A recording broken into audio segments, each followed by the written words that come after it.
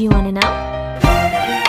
Good morning everyone, I am Johanna Vijidawi and I am the fourth discussant for today. Before we start, I want to show you some video clips to motivate you to our discussion. Let's start.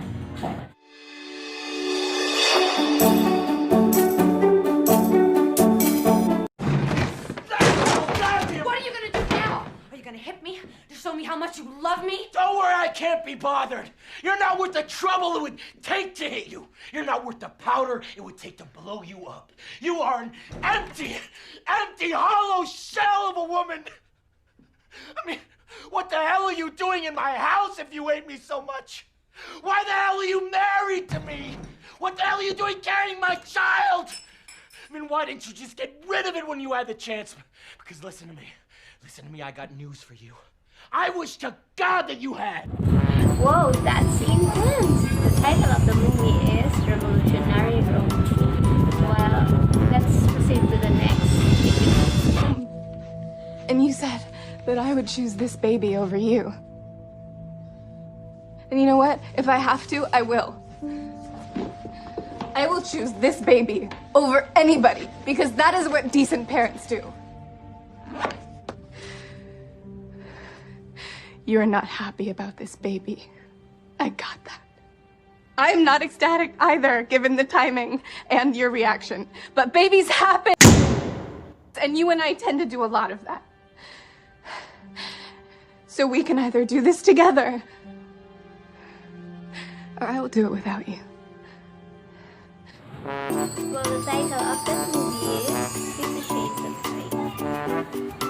Now, let's proceed to the last video. Nagkamali ako. Nasaktan kita. Nasaktan. Kayong mga lalaki. Akala nyo pag nambababae kayo, nasasaktan nyo lang kami.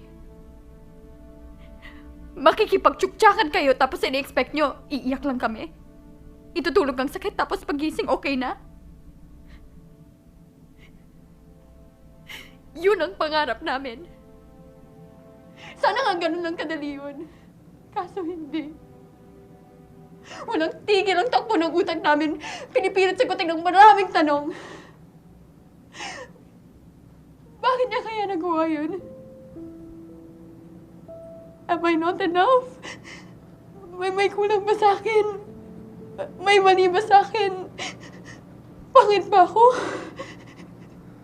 Pangit ba ang katawan ko?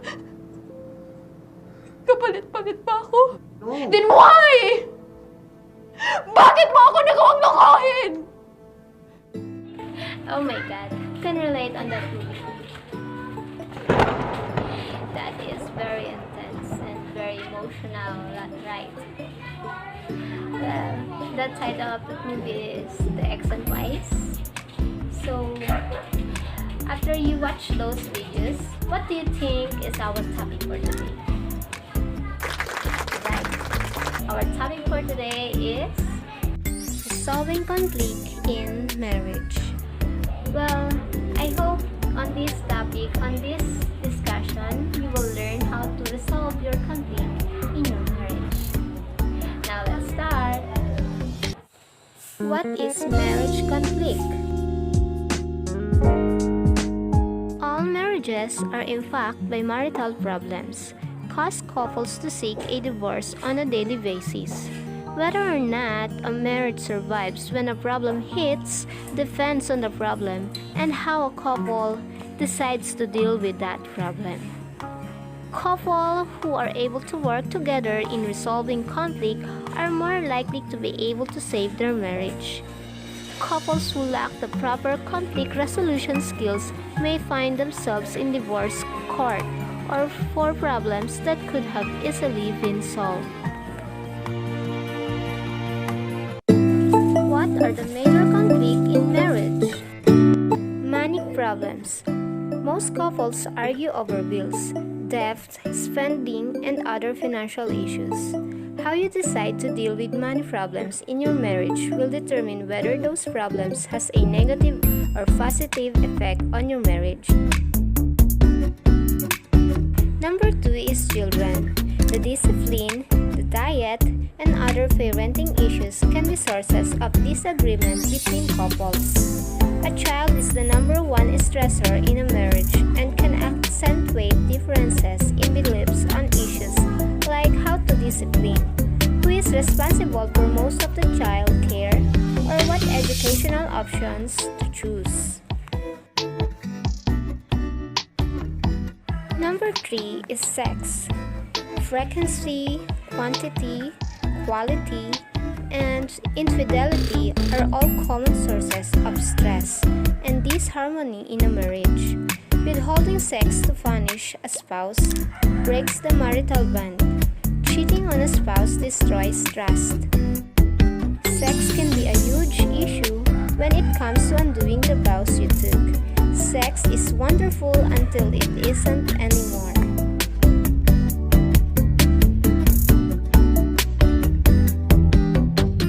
Time apart and a lack of quality time together causes couples to become out of sync with each other.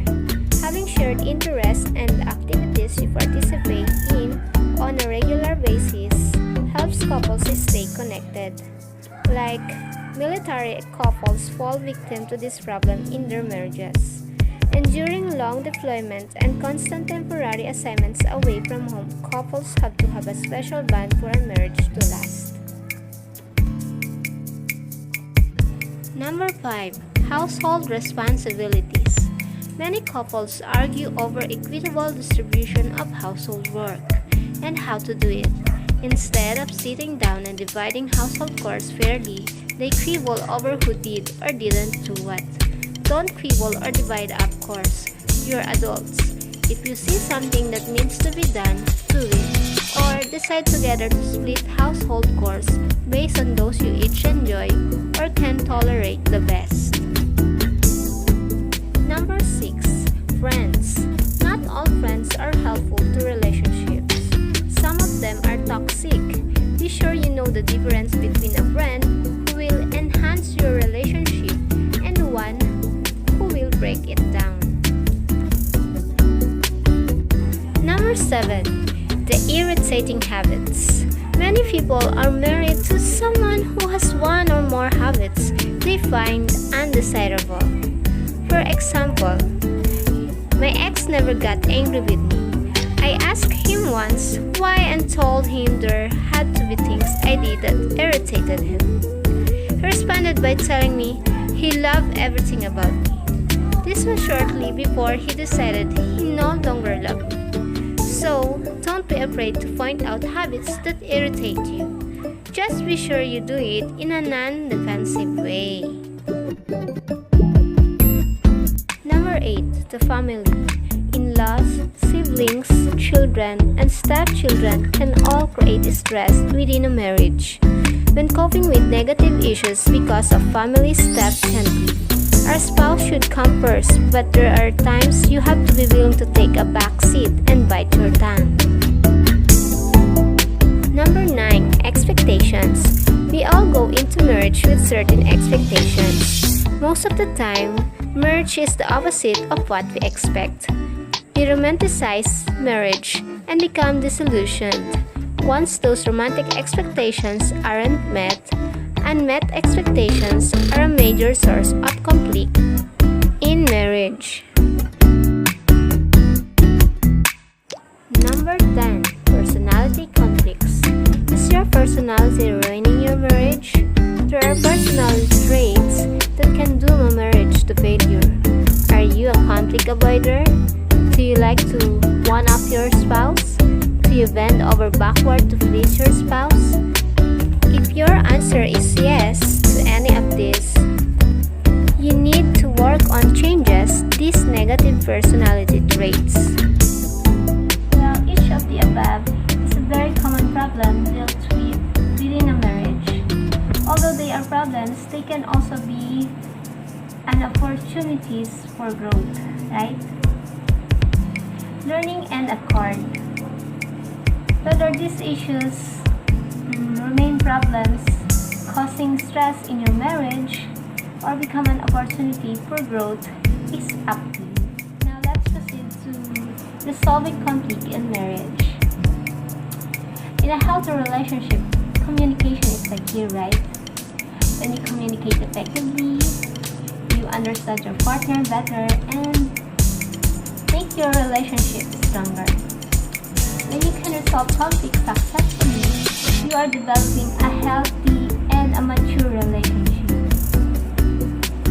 While conflict is normal, it can also be a sign that parts of your relationship aren't working. If your conflict is based on which movie to see, what friends to hang out with, or who should do the dishes, then use the tips below. I will give you some tips on how to resolve the arguments in a healthy way. There is no way to avoid conflict in your marriage. The question is, how will you deal with it? Here are 6 steps. Step 1. Resolving conflict requires knowing, accepting, and adjusting to your differences. Your spouse added a variety, a spice, and difference to your life that it didn't have before. But after being married for a while, sometimes a short while, the attractions become repellents. You may argue over small irritations such as how to properly squeeze a tube of a toothpaste, or even major philosophical differences in handling finances or raising children. You may find that your background and your personalities are so different that you wonder how and why God placed you together in the first place. It's important to understand these differences and then to accept and adjust to them. Just as Adam accepted God's gift of Eve, you are called to accept His gift to you. God gave you a spouse who completes you in ways you haven't even learned yet. We were no exemption. Perhaps the biggest adjustment we faced early in our marriage grew out of our different backgrounds. Step number 2. Resolving conflict requires defeating selfishness. If you want to defeat selfishness, we must give up, give in, and give all. Maintaining harmony in marriage has been difficult since Adam and Eve, 2 people trying to go their own selfish, separate ways, can never hope to experience the oneness of marriage as God intended. The prophet Isaiah portrayed the problem accurately more than 2,500 years ago when he described basic human selfishness like this. All of us, like sheep, have gone astray. Each of us has turned to his own way. Isaiah 53 verse 6. Selfishness is possibly the most dangerous trait to oneness in marriage. It affects how we talk to each other, how we divide responsibilities in the home, how we resolve conflicts, and even how we spend our time. Men stubbornly ignore the needs of their wives. They prefer fishing or hunting or playing golf or even spending an extra hour or 2 at the office. I once met a pastor who frequented Christian bookstores and libraries for the sole purpose of avoiding his wife. Some women want to shopping, not for their families, but to avoid responsibilities at home and to gratify themselves. Step number 3. Resolving conflict requires pursuing the other person. Romans 12 verse 18 says, "If it is possible, as much as it depends on you, live peaceably with all men." The longer I live, the more I realize how difficult those words are for many couples. Living peaceably means pursuing peace. It means taking the initiative to resolve a difficult conflict rather than waiting for the other person to take the first step. The solution of a conflict means setting aside your own hurt, anger, and bitterness. It means not losing heart. My challenge to you is to keep your relationships current. In other words, resolve that you will remain in solid fellowship daily with your spouse, as well as with your children, parents, co-workers, and friends.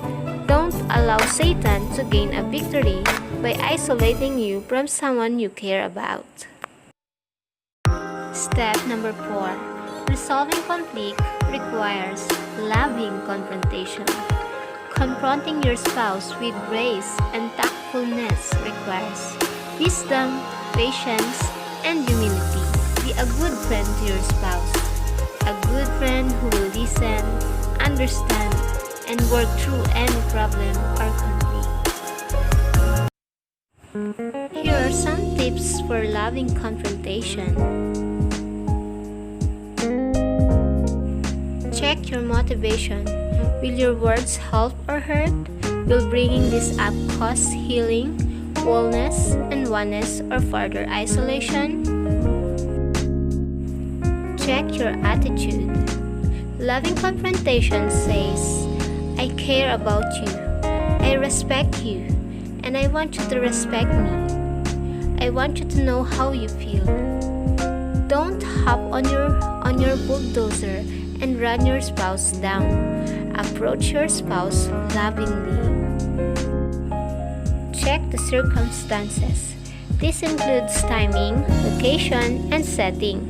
Don't confront your spouse, for example, when he is tired from a hard day's work, or in the middle of settling a squabble between the children. Also, never criticize, make fun of, or argue with your spouse in public.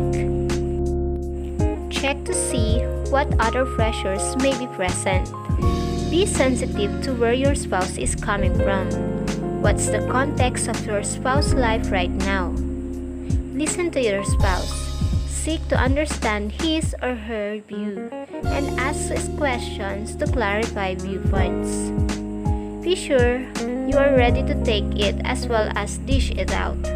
You may start to give your spouse some friendly advice and soon learn that what you are saying is not really his problem, but yours. During the discussion, stick to one issue at a time. Don't bring up several. Don't save up a series of complaints and let your spouse have them all at once. Focus on the problem rather than the person. For example, you need a budget and your spouse is something on a spend strip. Work through the plans for finances and make the lack of budget the enemy, not your spouse. Focus on the behavior rather than the character. This is the you message versus the I message again. You can assassinate your spouse's character and stab him right to the heart with you message like, you're always late. You don't care about me at all. You don't care about anyone but yourself. But the I message would say, I feel frustrated when you don't let me know you'll be late. I would appreciate if you would call so we can make other plans. So that is the difference of the you and I message. So I rather use the I message. Focus on the facts rather than judging motives. If your spouse forgets to make an important call, deal with the consequences of what you both have to do next, rather than say, you're so careless, you just do things to irritate me. Above all, focus on understanding your spouse rather than on who is winning or losing. When your spouse confronts you, listen carefully to what is said and what it isn't said. Step 5. Resolving conflict requires forgiveness. No matter how hard two people try to love and please each other, they will fail. With failure comes hurt. The key to maintaining an open, intimate, and happy marriage is to ask for and grant forgiveness quickly, and the ability to do that is tied to each individual's relationship with God. Matthew chapter 6 verse 14 to 15 says, For if you forgive men for their transgressions, your heavenly Father will also forgive you. But if you do not forgive men, then your Father will not forgive your transgressions. Step number 6. Resolving conflict requires returning a blessing for an insult. 1 Peter 3, verse 8 to 9 says, "Not returning evil for evil, or insult for insult, but giving a blessing instead. For you were called for the very purpose that you might inherit a blessing." Every marriage operates on either the insult for insult or the blessing for insult relationship. Husband and wives can become extremely proficient at trading insults about the way he looks, the way she cooks, or the way he drives and the way she cleans house. Many couples don't seem to know any other way to relate to each other. To give a blessing first means stepping aside or simply refusing to retaliate if your spouse gets angry. Finally, being a blessing means seeking peace, actually pursuing it. It also means doing good. Sometimes doing good simply takes a few words spoken gently and kindly, or perhaps a touch, a hug, or a pat on the shoulder. It might mean making a special effort to please your spouse by performing a special act of kindness. Finally, being a blessing means seeking peace, actually pursuing it. When you eagerly seek to forgive, you are pursuing oneness, not isolation. So that's it. I hope you learned from our discussion for today. And above all, I learned that we need a guidance. We need to ask the guidance of our Jesus Christ, of our God, to have a healthy relationship.